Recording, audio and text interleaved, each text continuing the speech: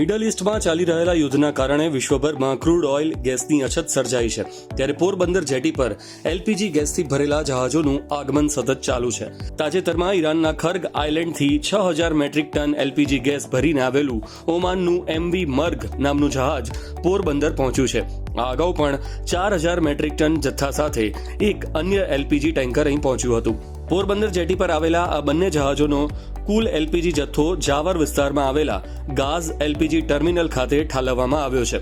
આ ગેસનો જથ્થો સ્થાનિક અને આસપાસના વિસ્તારોમાં ગેસ પુરવઠાને સુનિશ્ચિત કરવામાં મદદરૂપ થશે.